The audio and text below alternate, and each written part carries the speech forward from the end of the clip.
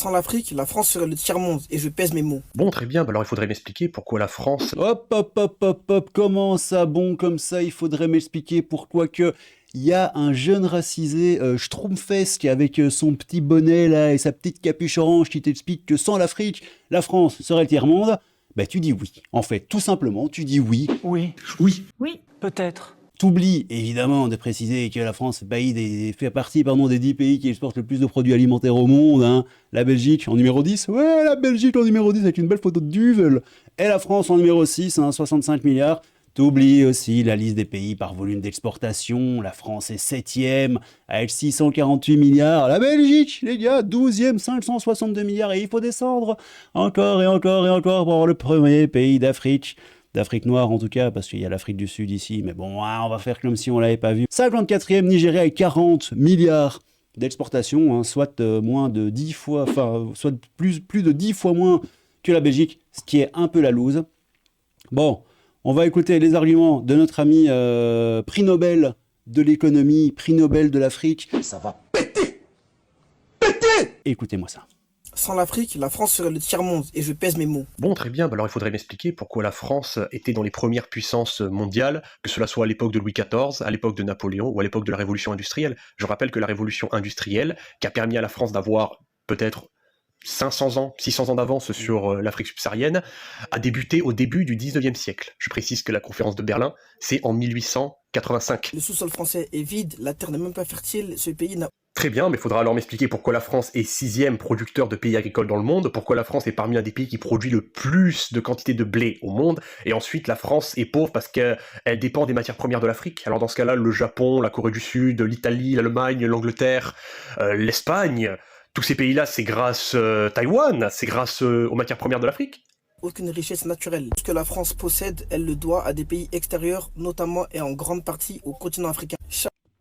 Bon sang, bah alors là, typiquement le discours de vendeur d'eau glacée qui ne comprend rien, qui n'est informé en rien. Alors déjà, le montant en pourcentage d'importation du continent vers la France sont très limités, c'est même pas 5%. Ensuite, on a ce monsieur-là qui vient de découvrir l'offre et la demande et le marché, et le fait qu'en 2024, effectivement, non, un pays qui n'a tout, ben cela n'existe pas en fait. Alors oui, mon ami, alors dans ce cas-là, tu peux dire que c'est grâce aux Chinois si l'Afrique vit, que c'est grâce à l'Union Européenne si l'Afrique vit, étant donné que l'Afrique est un pays qui importe beaucoup plus qu'il exporte. Eh bien non, c'est pas le cas. Quand on a un cerveau, on sait que si un pays comme la France peut se permettre d'acheter le pétrole, peut se permettre d'acheter le gaz, l'uranium, c'est parce que c'est avant tout un pays riche, avec une économie puissante, qui lui permet... Non, c'est parce que c'est avant tout un pays surmulociste, la colonisation, tout ça, et c'est très grave. mais de pouvoir acheter les matières premières autre part. C'est comme si je te disais que toi, le supermarché, c'est grâce à lui que tu peux survivre, dans le sens où c'est uniquement grâce à lui, c'est un don qui te fait. Non, c'est grâce à ton travail. Tu as produit de l'argent et tu peux dépenser cet argent pour pouvoir vivre. Et bien là, l'économie, mon ami, c'est plus ou moins la même chose en ce qui concerne le commerce international. Qu'un Français met dans sa voiture, il le doit à un pays extérieur. Chaque fois qu'un Français se réchauffe avec le chauffage chez lui, il le doit à un pays extérieur. Alors ça, c'est très rigolo, vous allez voir, le pétrole, le gaz et tout, c'est assez amusant. Tout comme à chaque fois qu'il allume le gaz pour faire à manger, il le doit à un pays extérieur, notamment en grande partie à la Russie, au continent africain. Et là, malheureusement, les amis, on peut que lui donner raison. C'est l'Afrique qui fournit le gaz à la France. Beaucoup de pays africains, notamment comme l'Afrique norvégienne, hein, l'Afrique russe, l'Afrique qatari, l'Afrique hollandaise, hein, évidemment. Les États-Unis, comme la Norvège, comme les Pays-Bas, comme le Qatar. Mais oui, c'est vrai ça. Et pour le pétrole brut, force est de constater qu'il a encore raison, malheureusement, encore 10 pays africains, le Kazakhstan, un si beau pays africain, l'Arabie Saoudite, un pays africain magnifique, la Norvège, comme on l'a dit, les États-Unis, oh là là, la France, tu dépends. Vous n'avez jamais goûté le mafé et le poulet norvégien de l'Afrique norvégienne, c'est très grave, il faut goûter, ça vraiment, il faut goûter. De l'Afrique. On y revient. La France a toujours eu besoin et elle aura toujours besoin des pays extérieurs. Non. Notamment comme dans les grandes batailles telles que la Première Guerre mondiale, elle s'engage aux côtés du Royaume-Uni et de l'Empire russe qui forment les empires centraux. La France a toujours eu besoin et elle aura toujours besoin des pays extérieurs, notamment comme dans les grandes batailles telles que la Première Guerre mondiale, elle s'engage aux côtés du Royaume-Uni et de l'Empire russe qui forment les empires centraux. Franchement, pour la dignité humaine, arrête mec, arrête, je t'en supplie. Alors déjà, les empires centraux, c'est... Oui, bravo, les empires centraux, c'est la France, ça c'est bien ça. Et ensuite, comment dire, Le mec découvre le principe de guerre mondiale, quoi, tiens.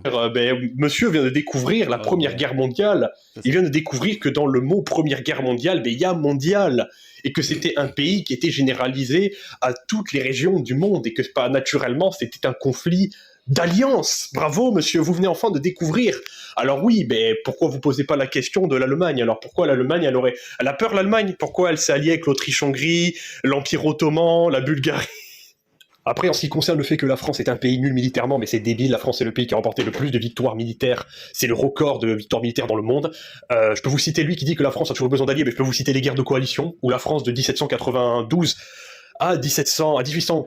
A littéralement fumé toutes les coalitions européennes, c'est vrai. 15, pardon, s'est battu contre toute l'Europe à elle tout seul et a écrasé l'Europe plus d'une fois. Et j'avais déjà fait une vidéo là-dessus où je répondais à Rachid Nekaz qui disait que la France était un pays qui avait toujours perdu contre l'Allemagne. J'ai publié au moins une dizaine de batailles, donc de guerres, pardon, je vous invite à aller voir, je vais pas réitérer. Ils veulent vous faire croire qu'on est des macaques sauvages qui mangent avec les mains, Tu manges pas la main? Je sais pas. Mais quand même, le riz on le mange à la main. Hein. Comment Ta cuillère s'il te plaît ma chérie. Fais comme ça. Tu prends un peu, tu prends le riz, la sauce, voilà. Vas-y, t'inquiète. Un peu de sauce. Genre là-dedans, là, comme ça. Oui, comme ça. Et là, tu dégustes. C'est pas plus bon. J'avoue. Il y a plus de bien. goût. Voilà. Arrêtez de manger à la cuillère, hein, le riz ça se mange à la main. C'est comme ça qu'on fait. Ok. Ils veulent vous faire croire qu'on est des macaques sauvages qui mangent avec les mains et que c'est nous qui avons besoin d'eux, alors que c'est le contraire, ce sont eux qui avons besoin de nous. Que serait la France sans l'exploitation du pétrole au Gabon? Je suis désolé, mon ami, ça changerait pas grand-chose, étant donné que le Gabon, en termes de production de barils de pétrole brut, c'est pas quelque chose d'extraordinaire, hein. 200 000 par jour, je vous laisse multiplier par le prix du baril au niveau du marché international, je vous laisse multiplier par le nombre de jours, on arrive à un montant, si on fait la conversion en francs CFA euros, à environ 5 milliards d'euros. Donc 5 milliards d'euros pour un PIB de 3 000 milliards, bon, c'est pas énorme. D'ailleurs, la production de pétrole brut, comme je l'explique à chaque fois, ce n'est pas quelque chose, ce n'est pas quelque chose qui a une grande valeur, d'ailleurs. Si vous prenez toute la production du continent, et surtout de l'Afrique subsaharienne, que vous enlevez par exemple l'Algérie, la Libye, l'Égypte, on arrive à quelque chose comme 5,5 millions de barils produits de manière quotidienne. Et c'est pas un chiffre énorme, on est autour, si je vous laisse sur le calcul, tapez, je vous laisse sur le calcul, on arrive à un montant de 160 milliards. En fait, la France atteint ce chiffre sans pétrole. Si vous prenez son tourisme, vous prenez l'exportation d'agroalimentaire. Tiens, elle lui disait que la France, elle avait pas de terre, elle produisait pas. Le chiffre d'affaires du vin, et le chiffre d'affaires, par exemple, des exportations de produits pharmaceutiques, vous verrez en effet que oui, la France, c'est un pays comme beaucoup, comme le Japon, comme l'Allemagne, comme l'Italie, qui ça la prouve qu'on peut être un pays qui n'a pas de matières premières, mais pourtant mieux s'en sortir que des pays qui ont des matières premières, parce qu'on a la capacité, on a l'industrie, on a les technologies, Avec Macron, tu sais. Plug, baby plug. Avec du savon. Ah, Macron, Jupiter. On a l'intelligence de pouvoir créer, de pouvoir apporter de la valeur ajoutée, ce qui va permettre de produire plus d'argent qu'un pays qui a le pétrole, mais qui malheureusement a une industrie faible. Voilà, tout simplement. Après, pour terminer, bon là évidemment, il va nous parler de sa croyance, du pillage, machin, de l'uranium, etc., etc. Alors bon, ce cas, moi j'ai pas envie de me prendre la tête par rapport à ça. Qu'il apporte les preuves d'ailleurs, moi je ne débat pas avec les croyants. Voilà, je n'ai pas envie forcément de discuter. Apporte les preuves, mon pote, définis-nous ce qu'est un pillage, apporte-nous les contrats existent.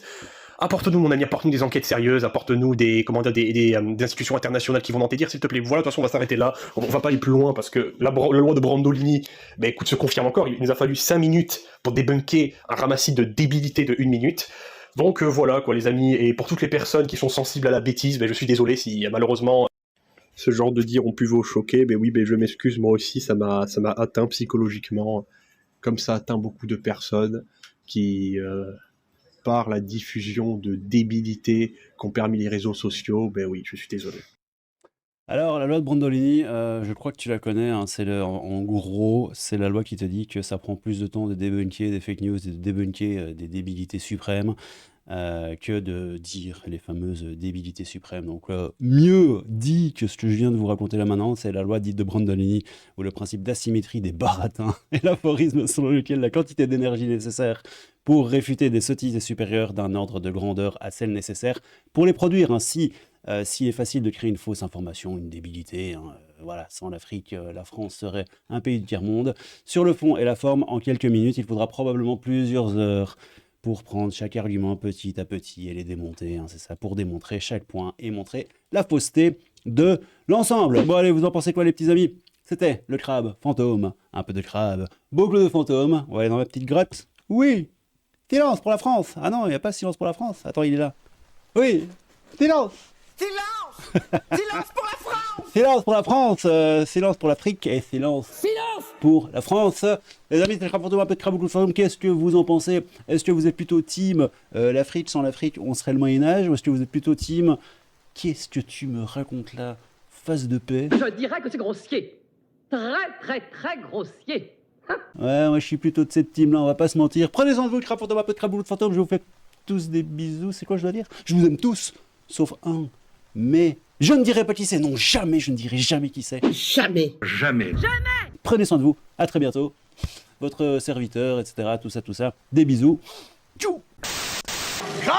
Tu dégustes, j'avoue. Avec du savon. Et merci infiniment au tipeur. Merci à Kaladas. T'es complètement possédé par le démon. Encore merci beaucoup. Merci Anonyme. Merci Clark Gable. Tu auras ton petit Krabenberg birouilé très très vite. Merci à Walter, mon petit Lolo. Merci à Plokify. Merci à Pierre. T'as un prénom de beau gosse. Je sais que tu le sais. Tu sais que je le sais. On le sait tous les deux. Merci à Kevin et Audrey. Vous avez un petit message dans votre messagerie Tipeee. De ma part, hein, évidemment, pas de la part de je ne sais qui d'autre. Merci à Damien, en vrai, mon petit loulou, merci beaucoup. Merci à Juliane, merci à vous qui soutenez la chaîne, merci à vous qui aurez éventuellement l'envie de soutenir la chaîne dans le futur. Et à bientôt, je vous aime, des bisous.